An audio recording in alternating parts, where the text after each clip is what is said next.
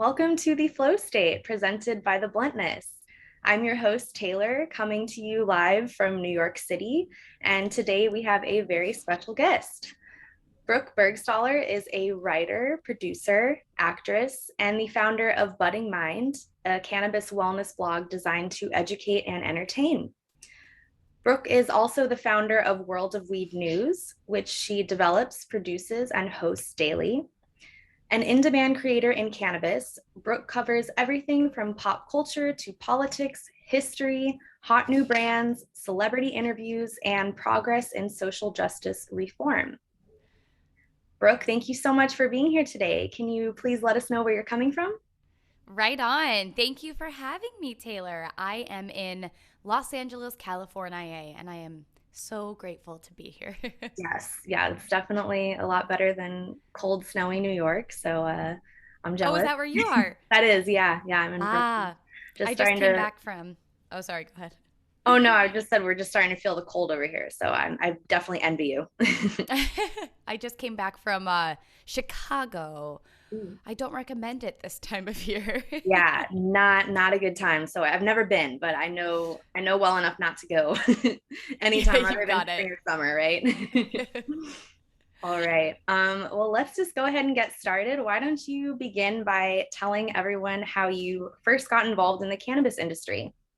Beautiful. Well, I loved that intro. Thank you for making me feel so important. It's Oh, always nice sure. to hear your resume read to you, to Right? You're remind like, you of I the did things that. you've done. Exactly. So I began my cannabis career as a consumer. That's how I like to start that answer. Just a beloved advocate and daily user of cannabis really opened my eyes to, uh, yeah, just living life with a bit more emphasis on pleasure, I think. And so I've always been a very creative human being. I went to school for journalism, but I always wanted to move out to LA to be an actress. What? And so came to California, and that's really where these things merged for me, quite fortunately, frankly. So, I'm still doing the whole acting thing, the whole comedy thing. Like, God, someone please hire me. But Anybody listening? yeah, thank you. But I have really been blessed to find the path of cannabis journalism, cannabis content creation, just like the perfect blend of all of my interests and talents. And so I really got started, like my first official job, if you will, in cannabis. Well, actually, my first official job was a weed delivery girl. But then I started at Mary Jane, which is Snoop Dogg's media company, making cannabis news. And that really was a traditional format of like entering into the industry. People always want to know how you enter. I literally just auditioned, I just tried out and happened to get it. And that was a really exciting step in a new direction for me. It really opened my mind to a lot of possibilities that were otherwise unknown to me, especially at that time, creating cannabis content and legitimately and getting paid for it didn't seem like something I would ever be able to do. And once I was doing it, I never wanted to stop. And so here I am, Yeah. still creating in this space, and really, really happy to be here. Yeah, awesome. So what exactly drove you to go from being, a writer for Mary Jane to sort of producing your own content and putting your own spin on telling these cannabis stories? Yeah, well, the whole my whole journey has really involved me finding those stories, discovering what I want to broadcast out into the world. And now with my new show, World of Weed, I really have a lot of freedom to do that, a lot of liberties to, move in whatever direction I want.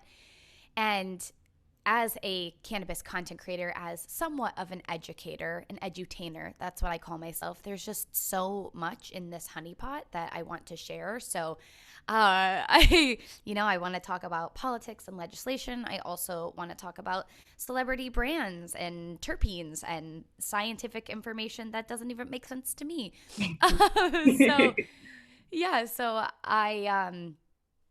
there's as many people that consume cannabis, there's as many different directions you could go with, you know, information about the plant itself. So I dabble in a lot of different areas.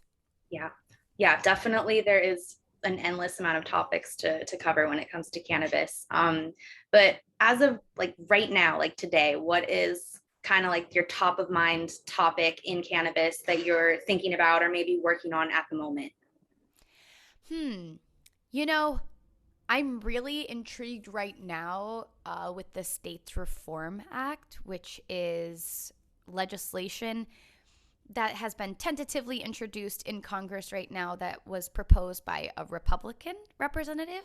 And I am, you know, it's an interesting thing being in the cannabis space, being supportive of legalization, but also seeing how flawed that process is and how much of a detriment legalization on the path it's on can actually be to a lot of cultivators and farmers and people already within the space, the little man. So I'm obviously interested in paying attention to any legalization efforts, but this particular piece, this particular bill, you know, we're a bipartisan nation and no one can ever agree on anything in Congress. The higher ups seem to always be divisive in some way. And so, yeah, I'm just really I'm stoked that the conversation is being introduced or at least pondered from both sides of the spectrum. And so paying attention to that right now.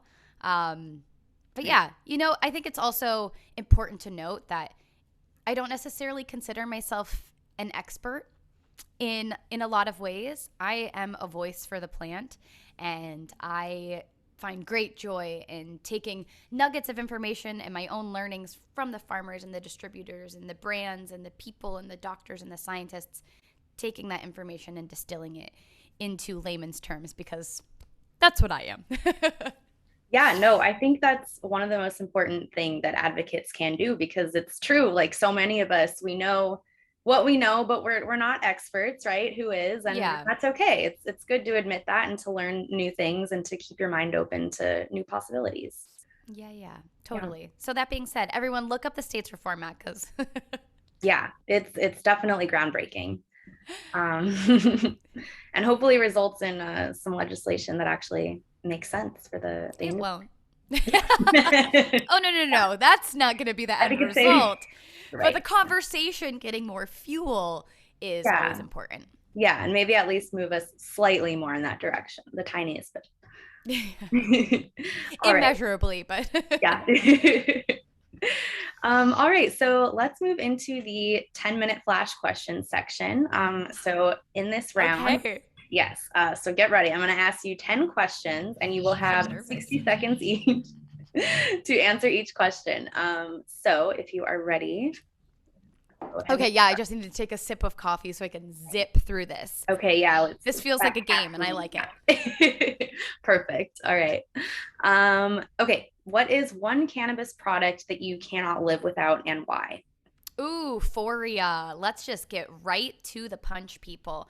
Huge fan of cannabis infused lubricants, and I'm not represented by this brand at all.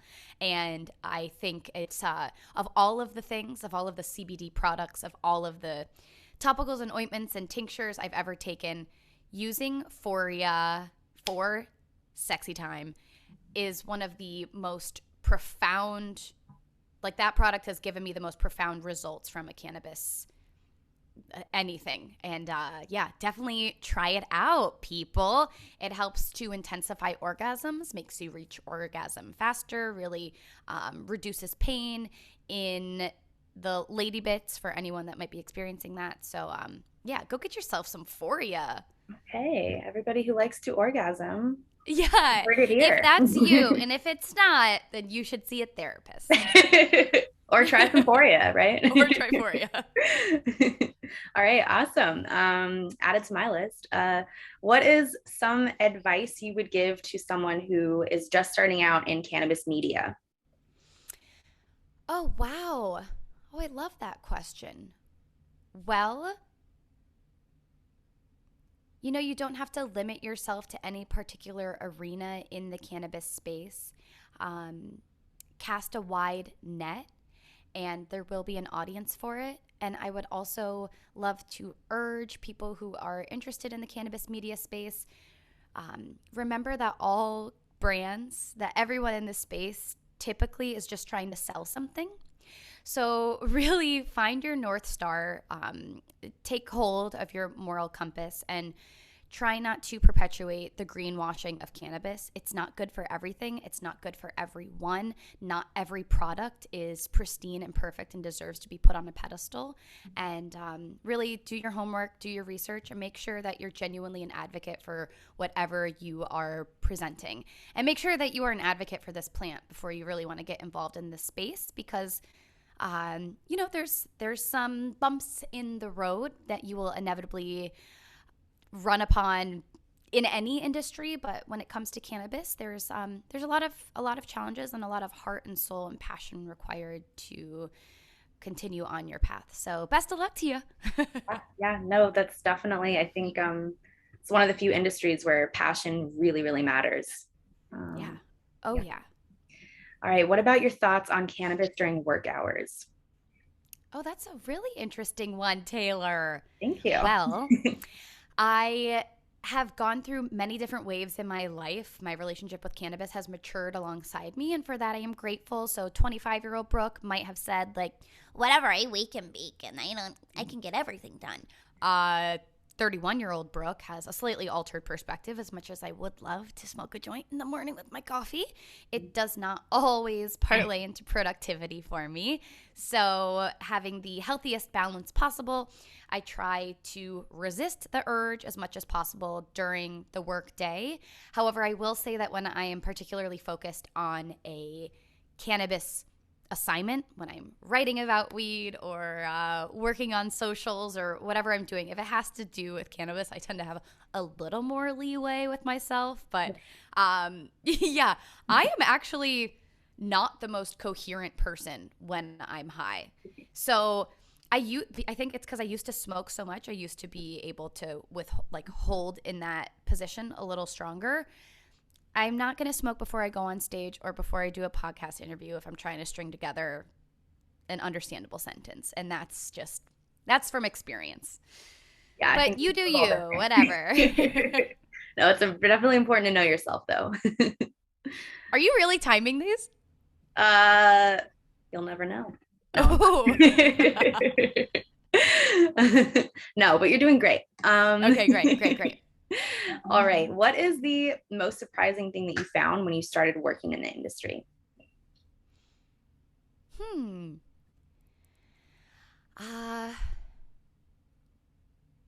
Well, the most surprising thing I found since working in the industry, I would say that just like cannabis legalization, progress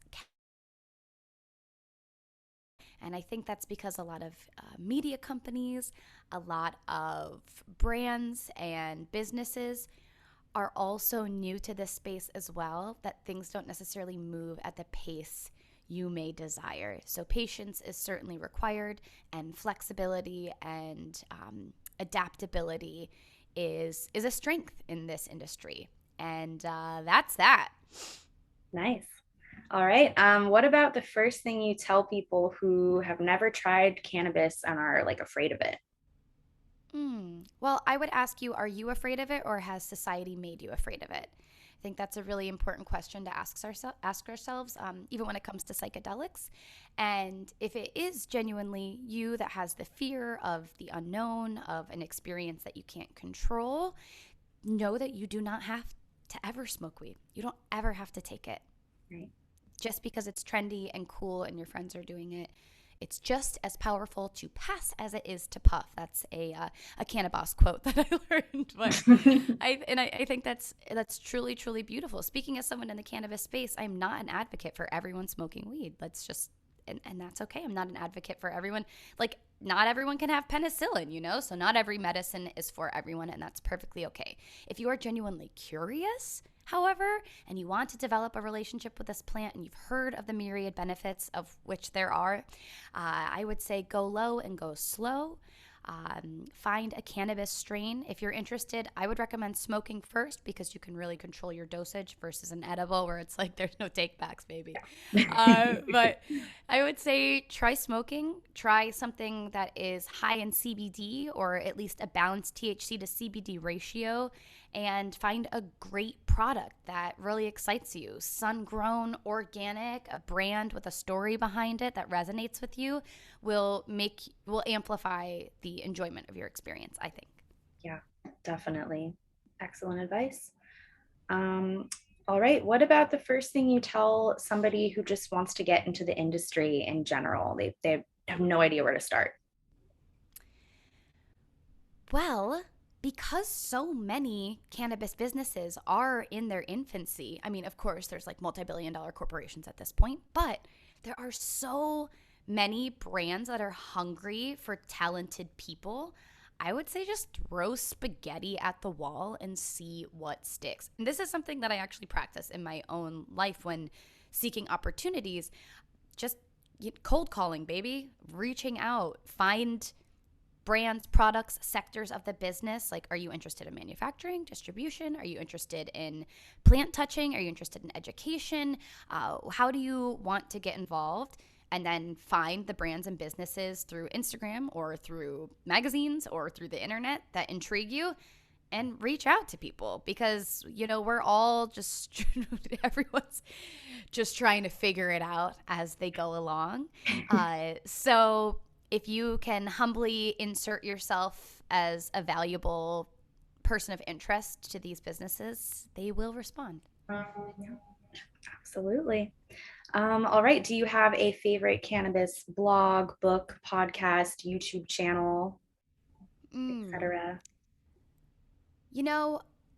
I'm going to turn this to more of a psychedelic space and say Double Blind and Double Blind is a psychedelic magazine, psychedelic media company, but they do obviously incorporate and often nod to cannabis. They are a magazine, a blog, really powerful social media presence, and run by two fabulous women who are not only incredible journalists, but authentically experiencing the psychedelic space as it evolves, and I really appreciate that. And yeah, definitely check out Double Blind, everyone. Nice. Double Blind Magazine. All Yeah. right.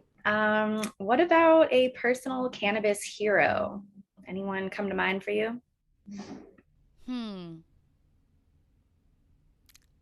A cannabis hero. Well, I hope you snip out the spaces in between the question and the answer, Taylor. I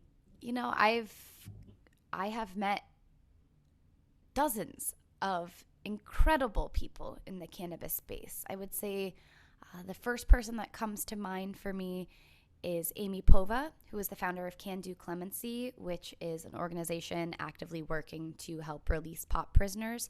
And she has had a hand in like dozens of pot prisoners releases as of the past few decades. She herself served time for a drug-related offense, and her whole campaign, Can Do, is never mind. I don't know the acronym actually, so you'll have to look that one up. No worries, you guys can Google this. Beautiful. She is a remarkable woman who I love dearly, and I would say one of the most incredible parts about her is that, unlike a lot of cannabis advocacy organizations, she is not vying for media attention or a social media presence or any of that. She is just boots on the ground doing the work and trying to get people the fuck out of jail. Amazing. Yeah, that truly is the most important work of the industry today, honestly. Absolutely. It is an absurd paradox to witness and to stomach. But yeah, it is. It is. All right. What is your favorite method of cannabis consumption? Ooh, I am a home rolled joint kind of gal. And yeah, I get very mad at many of my lady friends can't roll their own joints, which is just, it's a life skill that we all need to develop. But I like my hemp paper, my sun-grown weed when I can. And as of the pandemic, I picked up a new vice, which is going the European route and occasionally sprinkling in a little bit of tobacco wacky in with my joints. So you may call them spliffs. Nice. Yeah, Very nice. that's my vice. All right. And what about, last question, first time you ever tried cannabis? Walk us through it. It was in high school. I love this story so much. I snuck out of my friend Andrea's house. We snuck out. The older boys picked us up in their pickup truck. This is Arizona, so you can just like ride in the back of a pickup truck, like no problem. And went over to Joey's house. My God, I do not remember his last name, but I've told this story so many times before, and I really hope he hears it one day. He's like, God, she talks about me a lot. Joey, if you're But yeah, listening. Joey, it was such a fun setting. It was like a totally teen movie. I was sitting in a beanbag chair. There was like black lights on in the room. There's the furry posters on the wall that you like color in with the neon markers. Oh, I'm wow. not kidding. It was so amazing. Like all that was missing was a lava lamp. Yeah, like And glowy stars on the ceiling. I think those were there. But yeah, they packed the bong for me and I wanted to be a cool girl. And so I tried it. And the next part of the story, which I think is important, it's the experiential part where I really enjoyed being high. And then I started making out with Joey.